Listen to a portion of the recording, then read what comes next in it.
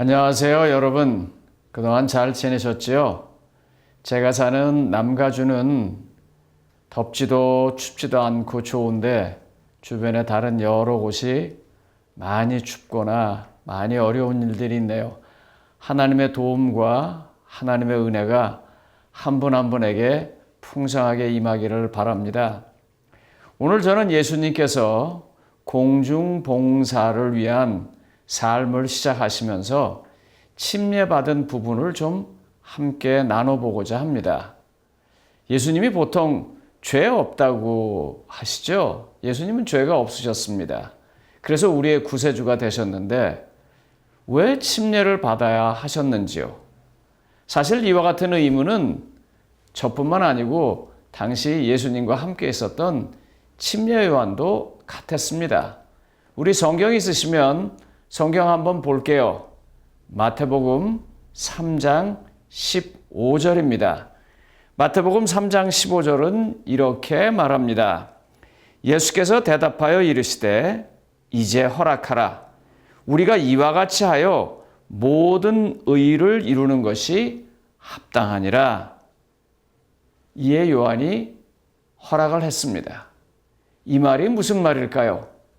예수님은 왜 침례를 받으셨어야만 했나요? 죄 없는 예수님께서 침례를 받으시려고 하니까 침례 요한이 요즘 말로 말하면 어이 왜요? 아시는 것처럼 세상 죄를 지고 가는 하나님의 어린 양이라고 말한 예수님이 침례 요한에게 온 것 때문입니다. 그런데 그때 예수님은 뭐라고 말씀하시냐면 이렇게 하여 우리의 의를 이루자라고 말해요. 이 말의 뜻이 뭘까요? 먼저 이 말을 이해하기 위해서 다른 성경 번역을 좀 보겠습니다. 마태복음 3장 15절에 현대인의 성경은 이렇게 말합니다. 예수님이 요한에게 지금은 내 말대로 하자. 이렇게 하는 것이 하나님의 뜻이다. 또한 이 같은 성경을 공동 번역은 이렇게 말했습니다. 예수께서 요한에게 지금은 내가 하자는 대로 하여라. 우리가 이렇게 해야 하나님께서 원하시는 모든 일이 이루어진다. 다시 말하면 예수님은 지금 침례를 받는 것이 죄가 있어서 침례받는 것이 아니라 하나님께서 침례를 받으라고 자신에게 명령했기 때문에 받는다는 뜻입니다. 이게 무슨 뜻일까요? 성경을 공부하다 보면 이걸 알만한 중요한 단서가 성경에 있습니다. 그래서 저는 성경 공부하는 게 너무 좋고요. 또 함께 성경을 공부해 보기를 이렇게 자꾸 부탁을 드리는 거예요. 사도행전 10장 44절부터 45절 그리고 47절을 보시면 이 부분을 이해할 수 있는 한 단서가 나옵니다. 우리 시청자 여러분 같이 한번 찾아보실까요? 사도행전 10장 44절로 45절 그리고 47절 나중에 기회가 되시면 사도행전 10장 전체를 보셔도 좋습니다.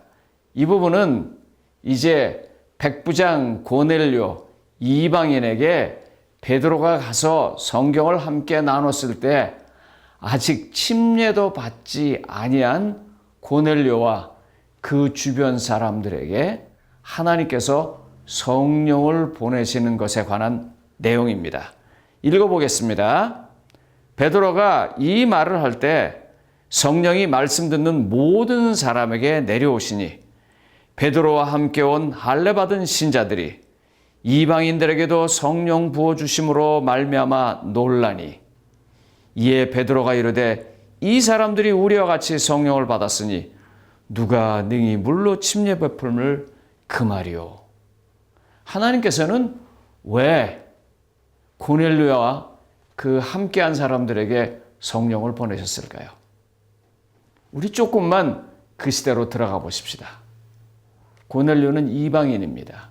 군인입니다. 그런데 이제 그가 베드로를 통해서 하나님의 말씀을 받아들이고 그리스도인의 삶을 살아야 합니다. 이게 쉬울까요? 전혀 다른 세상으로 가는 것입니다. 홀로 가기에는 너무 힘든 세상을 가는 것입니다. 하나님께서 그를 홀로 보내지 아니하시고 하나님의 성령이 그와 함께 하겠다고 하면서 그를 보내시는 것입니다. 베드로가 그것을 본 것이죠. 베드로는 또 어떨까요? 그동안 유대 사회라고 하는 제한된 사회에서만 살았습니다. 그래서 그리스도인들도 유대인 속에서만 그들이 얻었습니다. 그러나 하나님의 뜻은 그게 아닙니다. 하나님의 뜻은요, 온 세상 사람들이 다 예수 그리스도의 구원의 은혜를, 그 귀한 축복을 받기를 원하시고 이제 베드로에게 그 일을 시키는 것입니다. 그게 쉬울까요? 베드로가 하는 이 새로운 세상을 베드로 혼자 가기에는 너무나 힘들고 어려운 세상입니다.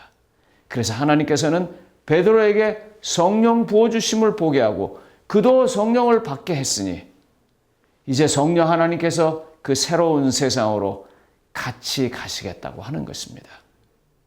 예수님이 어때요? 어머니의 아들, 아버지의 아들에서, 형제들의 형제에서 이제 온 세상을 위한 공생의 삶을 가고 계십니다. 하나님께서는 그 예수를 홀로 보내실 수가 없었습니다. 그래서 하나님께서는 침례라는 한 의식적인 과정을 통해서 그에게 성령을 베풀어 주시는 귀한 축복을 주시고자 한 것입니다. 여러분들이 성경을 읽어보시게 되면 그때 비둘기 같은 성령이 그 자리에 함께 하셨음을 보게 되십니다.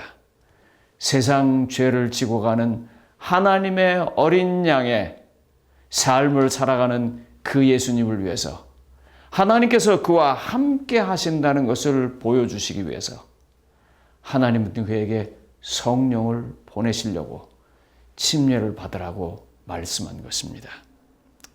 제 아는 분 한 분이 계십니다.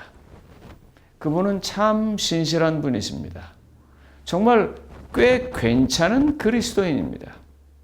그런데 그분이 동부에서 살면서 서부로 자기의 삶을 옮기고자 결정하고 새로운 사역의 임재로 떠나면서